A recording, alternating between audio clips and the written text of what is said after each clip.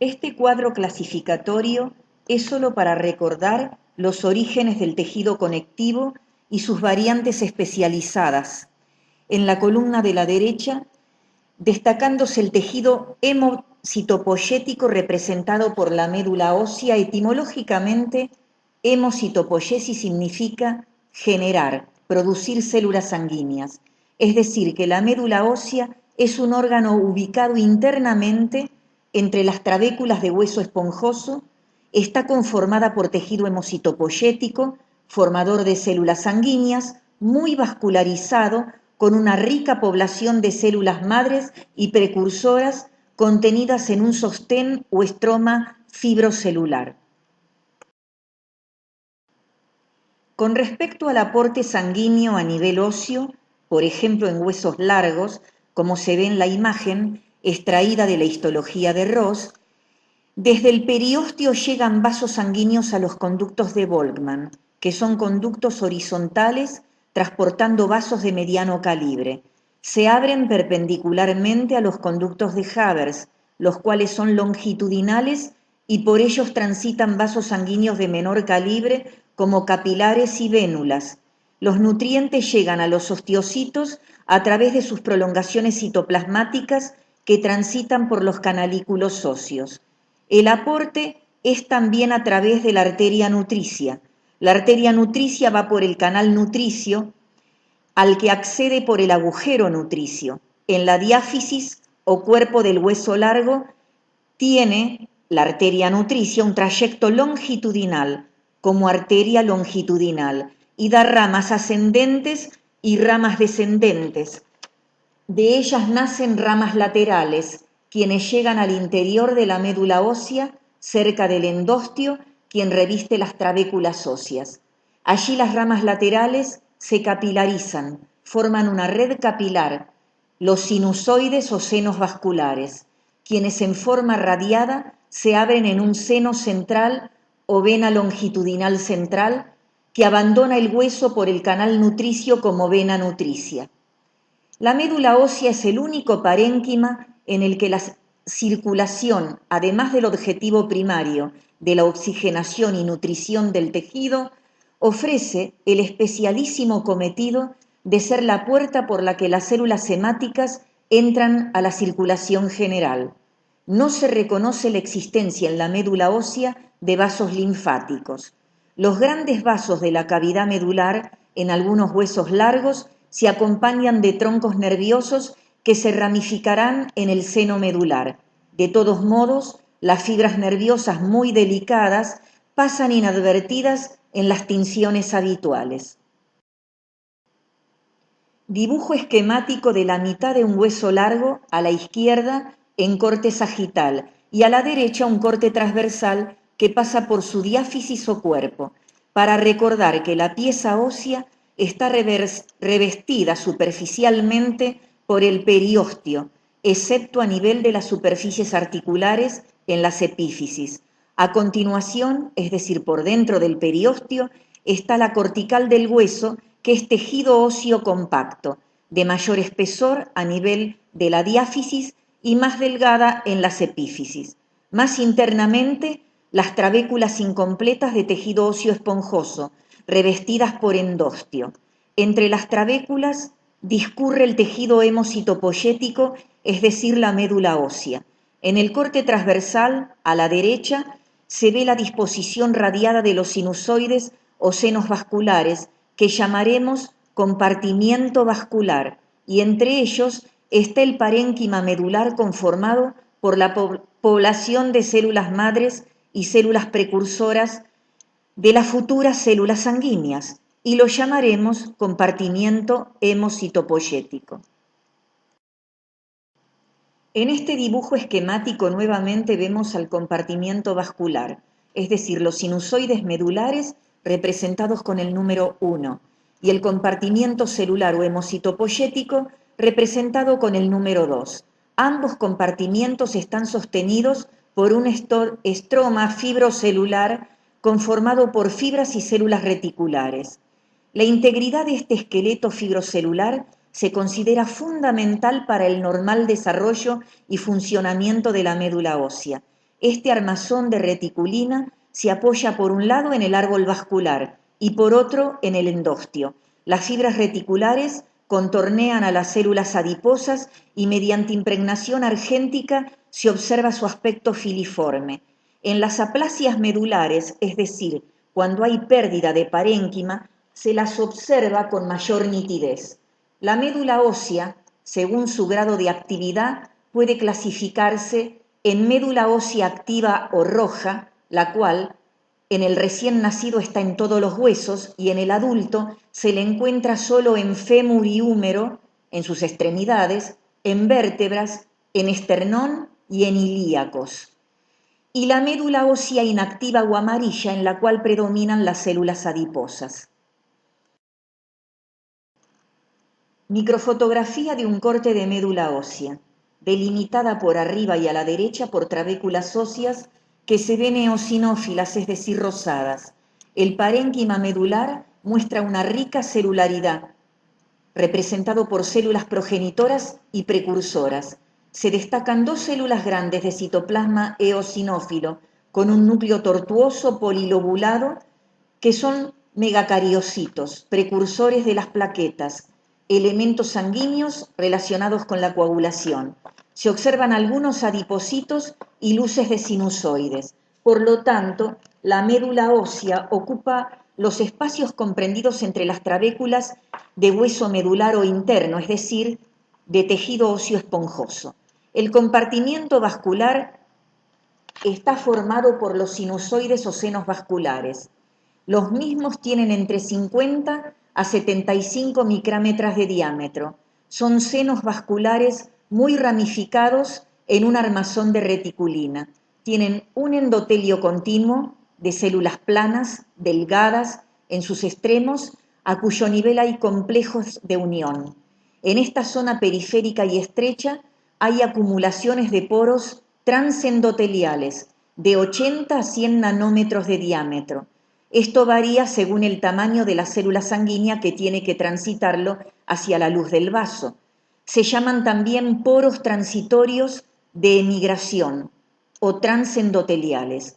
Las células sanguíneas recientemente formadas a partir de sus células precursoras o de su precursor inmediato se agrupan en la vecindad de la pared sinusoidal e intentan migrar presionando la membrana externa del endotelio y la comprimen contra su membrana interna.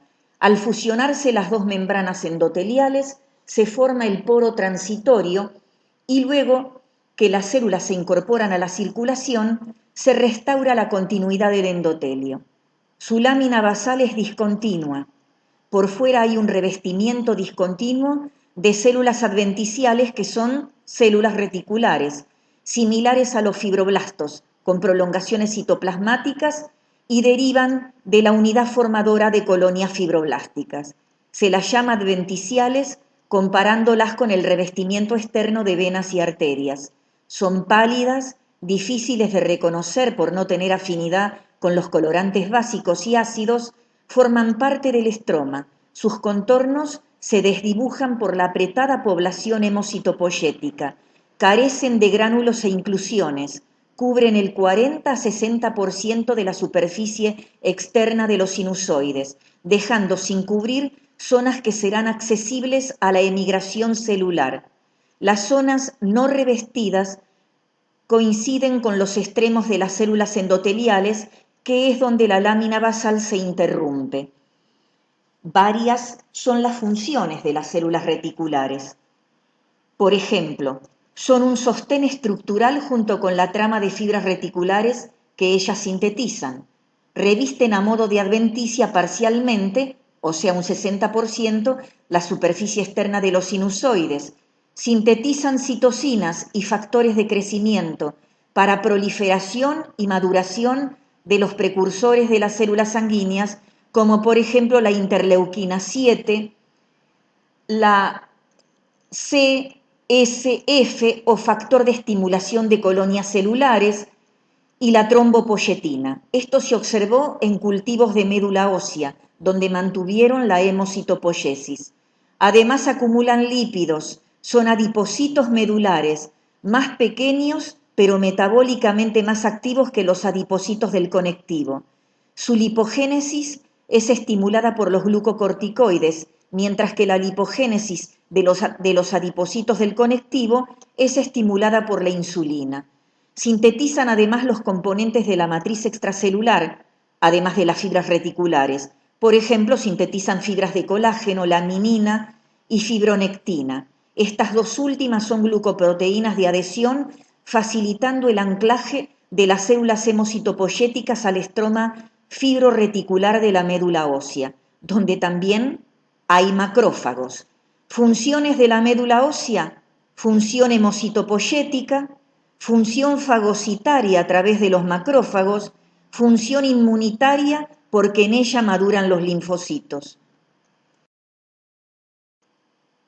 El cuadro intenta transmitir o dejar en claro que la hemocitopoiesis transcurre en la médula ósea en relación a la proliferación, cambios madurativos y diferenciación de células madres y de células precursoras, teniendo como resultado final la eritropoiesis, la granulocitopoiesis, la monocitopoiesis, la linfocitopoiesis y la trombocitopoiesis, que provocan la maduración de glóbulos rojos o eritrocitos, de glóbulos blancos o leucocitos y de plaquetas o trombocitos que rápidamente serán volcados a la circulación sanguínea.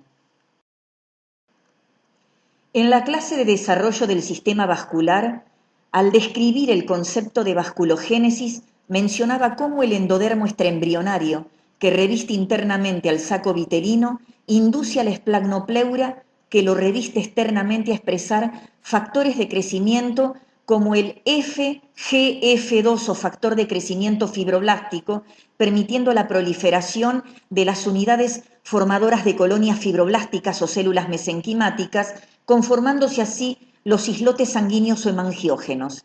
También expresan el BEGF o factor de crecimiento endotelial vascular, unido al receptor 1, genera neovasos, y unido al receptor 2, que es el que nos importa en esta instancia, porque induce a que las células centrales de los islotes sanguíneos se transformen en células hemocitopoyéticas o células madres. En la hemocitopoiesis prenatal, lo que acabo de describir representa la fase mesoblástica o del saco vitelino durante el primer mes de gestación.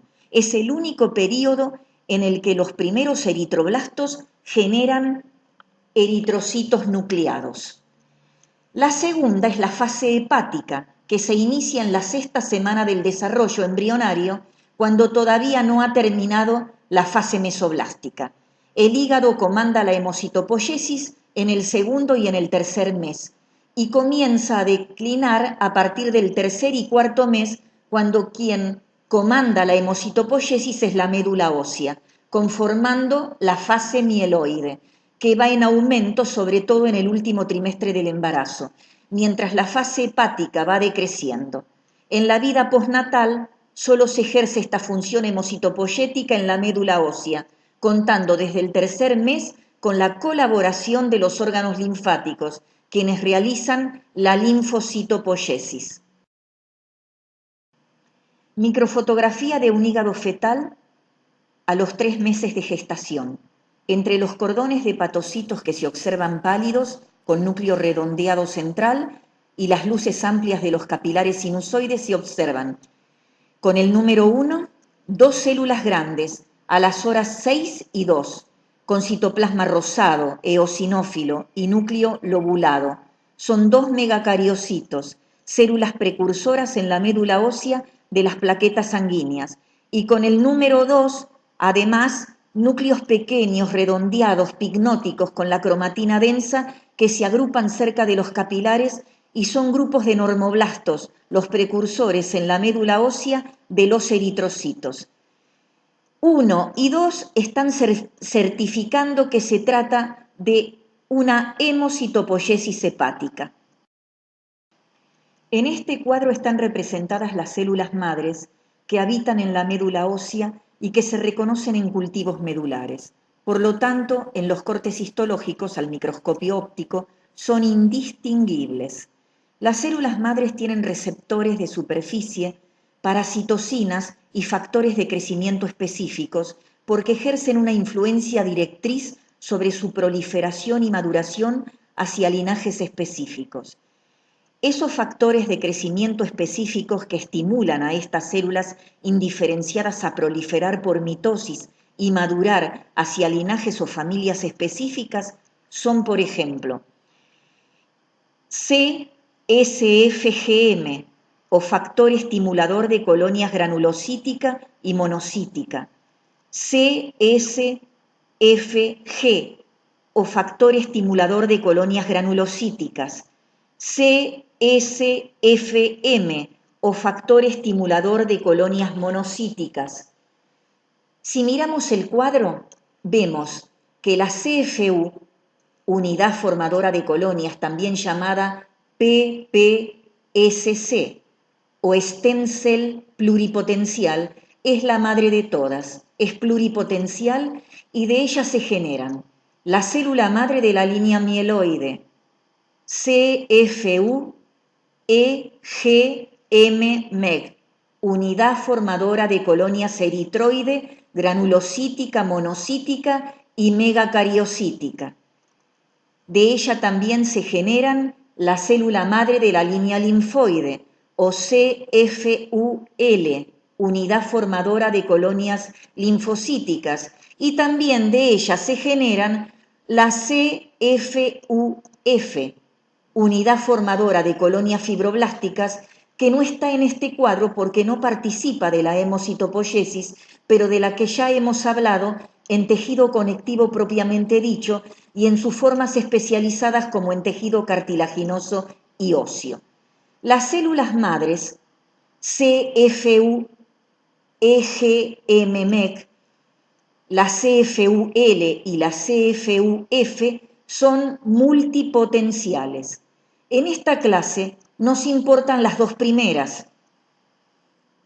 De la multipotencial CFU, EGM-MEG, ante la acción estimuladora de factores de maduración y de citocinas específicos, se generan células madres unipotenciales.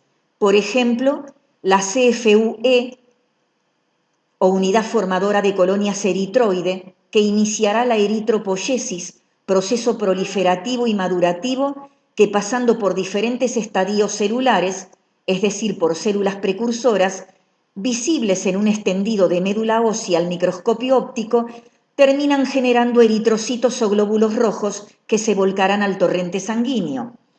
La CFUG, también unipotencial, iniciará la granulocitopoiesis, que lleva a la formación de los leucocitos o glóbulos blancos granulares, es decir, neutrófilos, eosinófilos y basófilos. La unipotencial CFUM, o unidad formadora de colonias monocítica, inicia la monocitopoiesis con la formación de otro tipo de leucocitos, los monocitos. Finalmente, la célula madre unipotencial CFU-MEG inicia la trombocitopoiesis y el producto final es la formación de plaquetas o trombocitos. La célula madre multipotencial de la línea linfoide, la CFUL, o unidad formadora de colonias linfocíticas, proliferará y madurará ante la estimulación de diferentes factores de crecimiento y citocinas, generando tres tipos de células madres unipotenciales. La CFULB, que generará linfocitos B, la CFULT, que generará linfocitos T, y la CFULNK, que generará linfocitos NK o natural killer. La eritropoiesis es la diferenciación de células madres unipotenciales. La CFUE, unidad formadora de colonias eritroide, que al ser unipotenciales tienen linaje específico, es decir, están orientadas a formar eritrocitos o glóbulos rojos únicamente, pasando por estadios previos de células precursoras o eritroblastos. Las CFUE son las células madres unipotenciales, son células pequeñas, escasas, redondas, su escaso citoplasma es basófilo con gran nucleolo, proliferan por mitosis en forma lenta y escasa. Son sensibles a la eritropoyetina, que se abrevia EPO, para la cual tienen receptores de superficie. La EPO es una glucoproteína de 34 kilodalton de peso molecular que es sintetizada por las células intersticiales de la corteza renal. La hipoxemia, es decir, la menor concentración de oxígeno en sangre, lleva a una mayor producción y liberación de eritropoyetina por parte del riñón. La unidad formadora de colonias eritroide proliferan y maduran a proeritroblastos, que son las primeras células precursoras, por lo tanto son reconocibles en extendidos de médula ósea. Miden de 12 a 20 micrómetros de diámetro. El citoplasma es escaso, basófilo pálido, por los polirribosomas, que le dan una tonalidad azul grisácea. Las mitocondrias son pocas, son abundantes los lisosomas. Su núcleo es grande y esférico y ocupa el 80% de la célula con 2 o más nucléolos, de cromatina fina y en grumos. Proliferan por mitosis dando entre 8 a 16 células. Tienen receptores de membrana para transferrina, que es la proteína que se une al hierro y lo transporta por la sangre. Al unirse a la transferrina, a su receptor de superficie, en el proeritroblasto, ingresa el hierro a la célula y se almacena en forma de ferritina. Los proeritroblastos necesitan de los polirribosomas para sintetizar una proteína, la globina, para uso propio de la célula y necesitan del hierro para conformar el grupo N y así sintetizar moléculas de hemoglobina. Los proeritroblastos proliferan y maduran a eritroblastos basófilos, que son células precursoras, por lo tanto reconocibles en las muestras de médula ósea. Miden de 16 a 18 micrómetros de diámetro. La basofilia citoplasmática es mayor porque es mayor el número de polirribosomas, porque van a sintetizar hemoglobina. También tienen receptores de superficie para transferrina. Su núcleo es más pequeño, con cromatina condensada, radiada, con 1 a 2 nucléolos. Proliferan por mitosis, por lo tanto, el eritroblasto es más basófilo y de menor tamaño que la anterior célula. Es decir, que el proeritroblasto, los eritroblastos basófilos proliferan y maduran a eritroblastos policromatófilos, fácilmente identificables. Son células precursoras más pequeñas, de 12 a 15 micrómetros de diámetro, citoplasma con variaciones de coloración, azul grisáceo, es decir, con zonas de basofilia por los polirribosomas y zonas de acidofilia por la presencia de hemoglobina. Disminuyen las organelas, el núcleo es más pequeño, redondeado, con cromatina densa, pierde el nucléolo, prolifera por mitosis. Son las últimas células en dividirse. Replicación celular terminada. Los eritroblastos policromatófilos se diferencian a eritroblastos ortocromáticos, también llamados normoblastos, células precursoras inmediatas de los eritrocitos. Miden de 10 a 12 micrómetros de diámetro. El citoplasma es eosinófilo por la presencia de la hemoglobina. Han sido eliminadas las organelas. El núcleo es pequeño, excéntrico e hipercrómico, muy condensado. Es un núcleo pignótico, sin nucléolo. El núcleo será expulsado con un fino halo de citoplasma y fagocitado por los macrófagos. Por lo tanto, no se dividen. Se disponen en islotes o nidos de eritroblastos alrededor de las prolongaciones o pseudópodos de un macrófago cercano a un sinusoide medular. Cuando la eritropoyesis es muy rápida, se pueden liberar al torrente circulatorio eritrocitos inmaduros, también llamados eritrocitos policromatófilos o reticulocitos. Es un eritrocito eosinófilo por la presencia de la hemoglobina, pero todavía conserva algo de ribonucleoproteína organizada como un fino retículo que se identifica con técnicas de coloración supravitales, como es el azul de Crecilo. Representan el 1 a 2% del total de eritrocitos circulantes. Su recuento marca la velocidad de respuesta de la médula ósea. Puede haber reserva de reticulocitos en la médula ósea, pero en 24 a 48 horas pierden la ribonucleoproteína y maduran a eritrocitos que inmediatamente pasan a la circulación.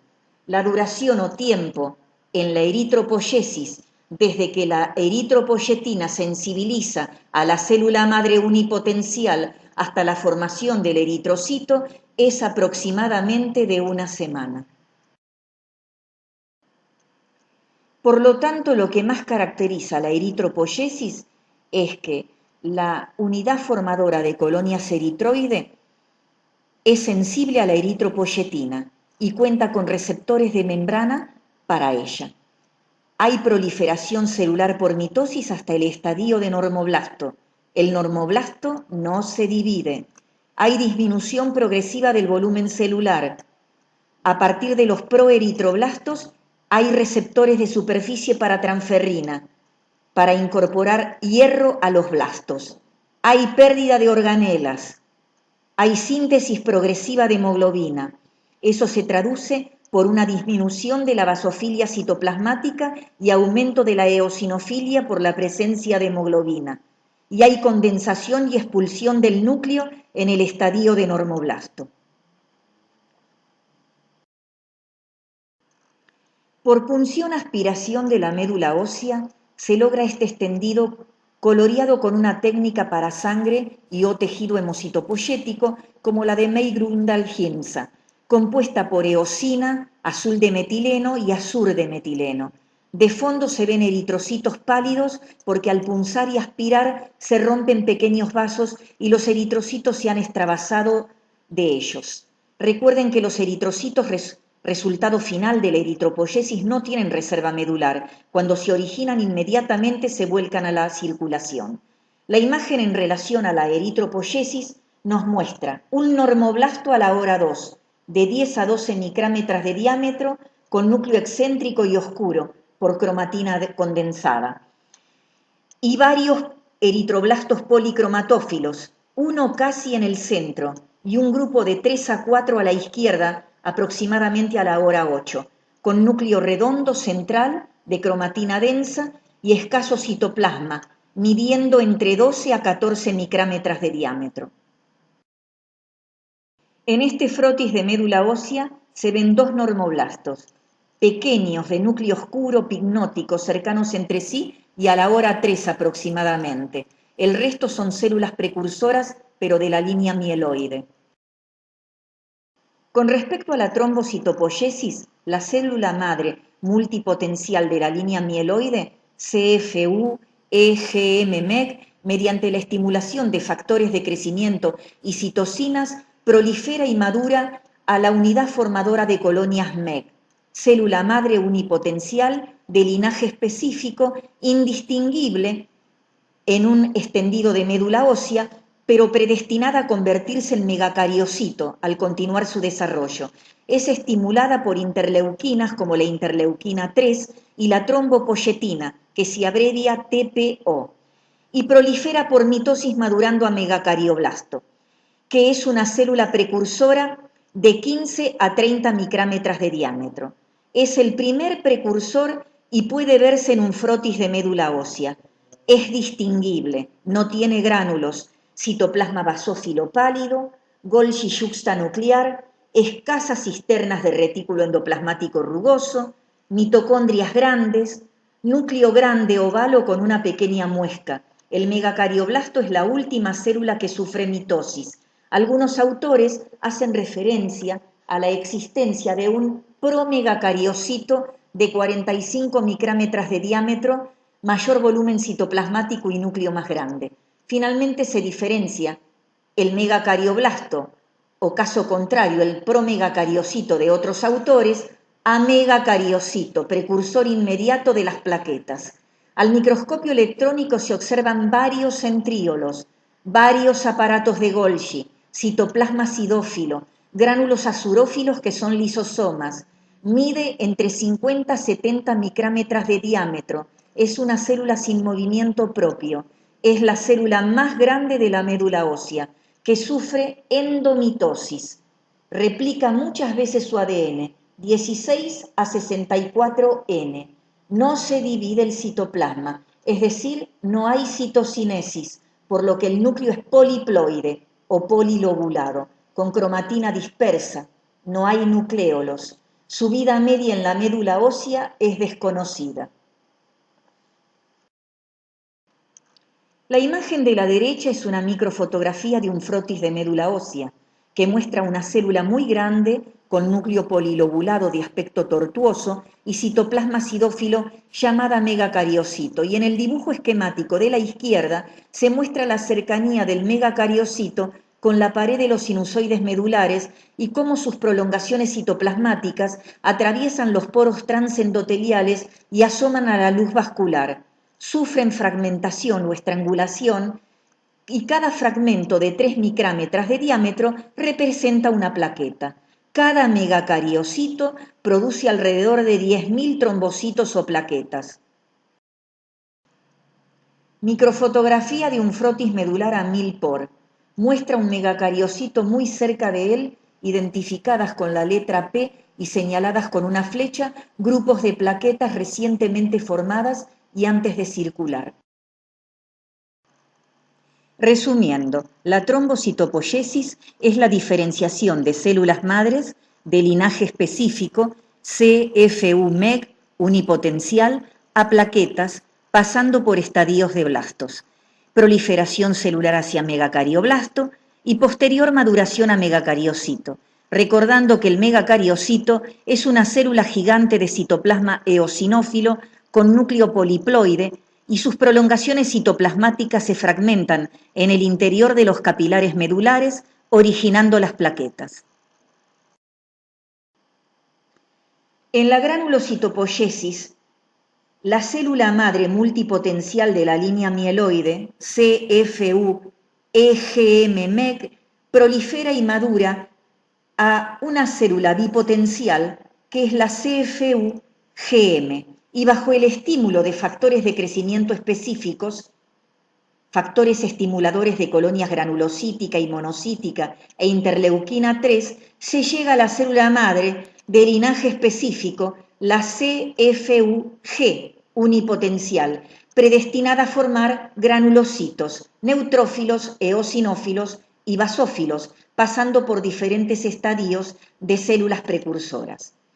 La unidad formadora de colonias granulocítica prolifera y madura a la primer célula precursora, el mieloblasto, reconocible e identificable en un frotis de médula ósea, que mide de 12 a 15 micrámetros de diámetro, a veces hasta 20 micrámetros, redondeada, gran parte de ella ocupada por el núcleo que es pálido con 3 a 5 nucléolos, un citoplasma escaso moderadamente basófilo, pocos gránulos inespecíficos y que prolifera por mitosis. Prolifera y madura promielocito, otra célula precursora reconocible, que es una célula grande, más grande que la anterior, y que mide entre 18 a 25 micrámetros de diámetro aproximadamente. Después de varias divisiones, disminuye de tamaño. Contiene retículo endoplasmático rugoso con abundantes cisternas, Golgi muy desarrollado, mitocondrias numerosas, tiene gránulos primarios o azurófilos, que son lisosomas y que le dan metacromasia y por lo tanto el citoplasma es eosinófilo suave. Núcleo indentado con nucléolos, prolifera por mitosis y madura a mielocitos, precursores reconocibles, de 15 a 20 micrámetros de diámetro. Su citoplasma tiene algunos gránulos primarios o azurófilos, es decir, lisosomas, y está cargado de granulaciones secundarias o específicas. Por lo tanto, en este estadio vamos a hablar de mielocitos neutrófilos, mielocitos eosinófilos y mielocitos basófilos, de acuerdo al contenido de sus granulaciones específicas. El núcleo es excéntrico, pequeño, esférico, invaginado en una de sus caras con cromatina densa. No hay nucléolos. Hasta aquí las mitosis. Por lo tanto, en este periodo de mielocito se adquieren gránulos específicos, capacidad quimiotáctica y receptores para complemento y para la fracción Fc de la inmunoglobulina. Los mielocitos se diferencian a metamielocitos, que son los precursores inmediatos en la médula ósea de los granulocitos que circulan en la sangre. Habrá, por lo tanto, metamielocitos neutrófilos, metamielocitos eosinófilos y metamielocitos basófilos, de acuerdo al contenido de sus gránulos específicos y a su reacción tintorial. Miden entre 10 a 12 micrómetros de diámetro. El núcleo es achatado, incurvado, invaginado, en bastón o encallado. Anuncia la futura lobulación. Hay mayor número de granulaciones específicas que en los mielocitos. Un neutrófilo estructuralmente maduro permanece hasta 5 días en la médula ósea. Se adhiere laxamente al endotelio sinusoidal, estableciendo un pool de reserva. Circula de 6 a 9 horas. Emigra al tejido conectivo y sobrevive 2 a 5 días para sufrir luego apoptosis, salvo que se destruya antes por su actividad fagocitaria en alguna infección. Frotis de médula ósea que permite ver una célula precursora de la línea específica granulocítica ubicada casi centralmente. Es un promielocito, es la célula más grande del frotis, mide de 18 a 25 micrómetros de diámetro. Se notan en su citoplasma granulaciones que son inespecíficas. A su izquierda, entre las horas 8 y 9, se observa una célula menor, con núcleo excéntrico y ligeramente indentado. Es un mielocito. Arriba y a la derecha del promielocito, a la hora 1, un neutrófilo encallado, de 10 a 12 micrómetros de diámetro, con su núcleo incurvado. Ya he dicho que el fondo de este frotis de médula ósea presenta eritrocitos extravasados al realizar la punción aspiración. Las células precursoras de la línea mieloide se ubican casi lineal y centralmente. Hay 3 mielocitos, son las células más grandes. Entre el primero y el segundo se ve un metamielocito de menor tamaño con núcleo de profunda escotadura. Debajo del tercer mielocito se ve un normoblasto, precursor inmediato del eritrocito, más o menos a la hora 6. A la derecha del normoblasto, 2 linfocitos de la línea linfoide, con un tamaño similar a los eritrocitos, es decir, aproximadamente 8 micrómetros de diámetro. Escaso citoplasma basófilo, núcleo intensamente basófilo que ocupa casi toda la superficie con una pequeña muesca. Retomando la línea mieloide, a la derecha del frotis, una forma inmadura de neutrófilo, un neutrófilo encallado, que es el estadio previo a la segmentación nuclear o lobulación, y debajo de este último, un neutrófilo maduro o segmentado. Este frotis de médula ósea tiene un aumento de Millipore. Con M1 se indica la célula central y más grande del campo, con núcleo excéntrico y gránulos en su citoplasma. En este estadio madurativo predominan los gránulos azurófilos o inespecíficos, que son lisosomas, pero ya hay en escaso número gránulos secundarios o específicos, y se trata de un mielocito. Con M2 se indica de menor tamaño una célula precursora con núcleo excéntrico, con profunda escotadura y mayor número de granulaciones secundarias. Es un metamielocito. Y con M3 y M4, 3 neutrófilos, segmentados o maduros, a las horas 5, 7 y 11 aproximadamente. Se les nota la carga de granulaciones citoplasmáticas específicas y su núcleo lobulado. Arriba, a la hora 12, un granulocito con 2 lobulaciones nucleares. O es un neutrófilo segmentándose, o es un eosinófilo, aunque no se destacan sus granulaciones características. Abajo, a la hora 8, se ve un linfocito. Por lo tanto, la granulocitopoiesis consiste en la diferenciación de células madres de linaje específico, unidad formadora de colonias granulocítica, que es unipotencial, a granulocitos maduros pasando por estadios de blastos. Hay proliferación celular hasta el estadio de metamielocito, neutrófilo, eosinófilo y basófilo. Hay disminución progresiva del volumen celular. Los gránulos azurófilos o lisosomas modificados son abundantes en los primeros estadios y responsables de la basofilia citoplasmática. La basofilia citoplasmática disminuye ante la aparición y progresivo aumento de las granulaciones específicas en el mielocito. En la etapa de metamielocito cesan las mitosis y el núcleo presenta escotadura como antesala de la segmentación. Algunos autores plantean que la célula madre multipotencial de la serie mieloide, inducidas por citocinas, se diferencian en CFU-NE, CFU-EO y CFU-BA, es decir, cada granulocito se originaría de un progenitor específico. Con respecto a la monocitopoiesis, la unidad formadora de colonias granulocítica y monocítica es una célula madre bipotencial derivada de la célula madre pluripotencial. Bajo el estímulo del factor estimulante de las colonias granulocíticas, se diferencia a la unidad formadora de colonias monocítica, célula madre unipotencial, la cual al ser estimulada por el factor estimulante de las colonias monocíticas prolifera y se diferencia en la primer célula precursora de la monocitopoiesis, que es el monoblasto, difícil de distinguir en los frotis.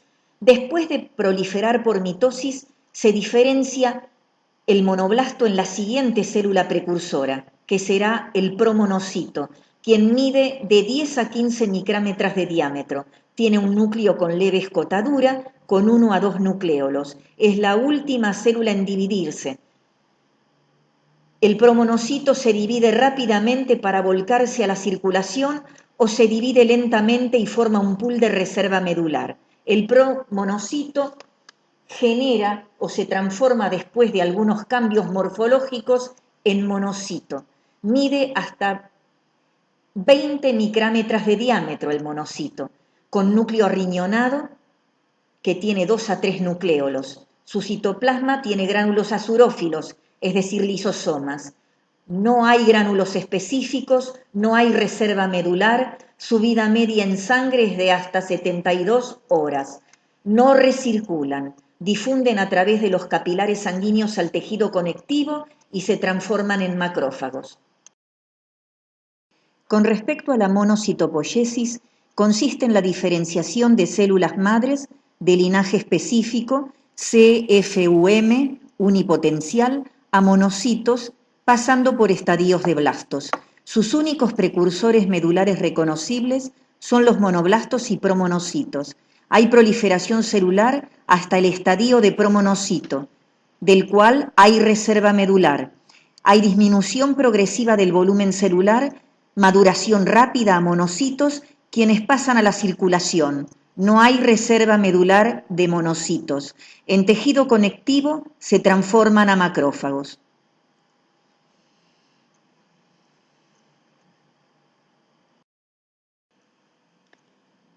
Si miramos detenidamente este cuadro, resume lo hablado hasta ahora en cuanto a la hemocitopoiesis de la línea mieloide. En esta imagen, y también en la que sigue a continuación, se muestra un cuadro extraído de la histología de Ross sobre citocinas o citoquinas, muchas de naturaleza glucoproteica, representadas por factores estimulantes de las diferentes colonias celulares, por interleuquinas, por eritropoyetina, por trombopoyetina, por interferón. Si seguimos el cuadro, en ambas imágenes, veremos que hay citocinas producidas localmente por las células reticulares y por los macrófagos medulares, por secreción paracrina, y otras, por mecanismo endocrino, proceden desde otros tejidos secretados por células del riñón, por macrófagos del conectivo, por linfocitos T y NK, por neutrófilos, etc. Las citocinas regulan las etapas de la hemocitopoiesis y la diferenciación de los tipos celulares específicos.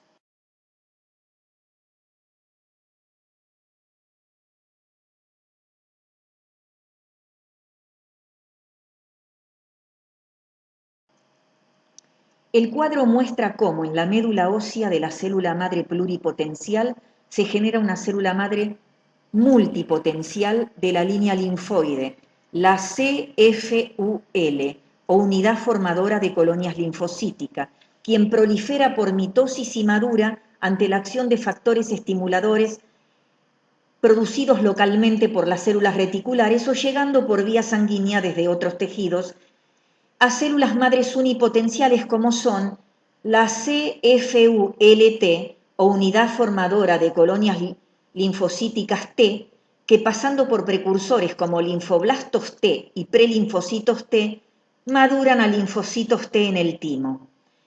La unidad formadora de colonias linfocíticas B, pasando por los precursores linfoblastos B y prelinfocitos B, maduran a linfocitos B en los nódulos linfáticos. Y la unidad formadora de colonias linfocíticas NK, pasando por sus precursores linfoblastos y prelinfocitos NK, maduran a linfocitos natural killer en la médula ósea. Por lo tanto, en la linfocitopoiesis hay diferenciación de células madres de linaje específico, la CFUL unipotencial, a linfocitos pasando por estadios de blastos. Sus únicos precursores medulares reconocibles son los linfoblastos y los prelinfocitos, proliferación celular hasta el estadio de prelinfocito, disminución progresiva del volumen celular, maduración rápida a linfocitos, quienes pasan a la circulación. En esta microfotografía de médula ósea, en hematocilina y osina 800 por, se observan un megacariocito precursor de plaquetas, es el precursor más grande del tejido mieloide. Se ven adipocitos medulares representados con la letra A, que son las células reticulares almacenando lípidos. También amplias luces de sinusoides medulares representados con la letra S, con la presencia en sus luces de eritrocitos representados con la letra E. Se ven varias células con núcleo redondo y claro, por tener cromatina laxa, con nucleolo evidente. Su citoplasma es pálido o no se tiñe, no tiene límites precisos y son los núcleos de las células reticulares. A lo largo de esta clase he descrito al tejido hemocitopoyético, es decir, a la médula ósea, y a su población de células madres. Son células que tienen la capacidad de diferenciarse y originar células de la sangre y del sistema inmunológico, así como también dar origen a células de diferentes tejidos y órganos como las células del tejido nervioso, del páncreas, del hígado, del corazón, de vasos sanguíneos, de huesos, de cartílago, de tejido adiposo y otros tipos celulares. Las células madres son aquellas dotadas simultáneamente de la capacidad de autorrenovación, es decir, producir más células madres, y de originar células hijas comprometidas en determinadas rutas de desarrollo que se convertirán finalmente por diferenciación en tipos celulares especializados, como ser neuronas, hepatocitos, cardiomiocitos, células endoteliales, células pancreáticas, etc. Hay tres tipos de células madres. La célula madre embrionaria pluripotencial, que proceden del embrión, de los tejidos del embrión. Las células germinales embrionarias pluripotenciales, obtenidas del tejido gonadal del feto. Y la célula madre del adulto multipotencial, obtenidas de la médula ósea. En cuanto a la célula madre embrionaria, en los últimos años se ha comprobado que la sangre conservada de los cordones umbilicales de los recién nacidos puede ser una fuente alternativa de células progenitoras para el tratamiento de enfermedades oncohematológicas e inmunológicas. En los primeros meses del año 2005 fue inaugurado en el Hospital Garrahan el primer banco público de sangre de cordón umbilical del país, para donantes y receptores no familiares. Su propósito es recolectar, procesar, criopreservar y validar la sangre de cordón para su utilización en pacientes que necesiten un trasplante de médula ósea. Es un método indiscutible e incuestionable que consiste en la búsqueda de células madre para un paciente que no tiene donante compatible dentro del grupo familiar. No conlleva ningún riesgo para la madre o para el bebé.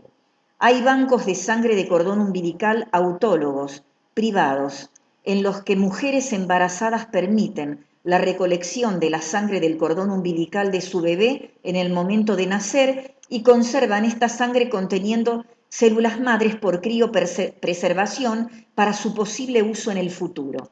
La sangre contenida en el cordón umbilical y en la placenta, luego de producido el alumbramiento, es colectada a través de un circuito cerrado estéril en una bolsa, procedimiento que dura unos 15 minutos. Luego la unidad de sangre es transportada al laboratorio de procesamiento y se la criopreservará con nitrógeno líquido a menos 196 grados centígrados. Las células madres se mantendrían así viables por tiempo indefinido. Las células madres de la sangre del cordón umbilical tienen cualidades biológicas únicas. Tienen mayor capacidad proliferativa que las de la médula ósea. Son inmunológicamente inmaduras. Son jóvenes, es decir, no han experimentado el proceso de envejecimiento y la exposición a virus externos. Las células madres de cordón umbilical se emplean en nuestro país para el tratamiento de leucemias agudas, para anemias como talasemia, anemias aplásticas severas, anemia drepanocítica. Se le emplea también en linfomas, en enfermedades oncohematológicas como por ejemplo mieloma múltiple y déficit inmunológico severo.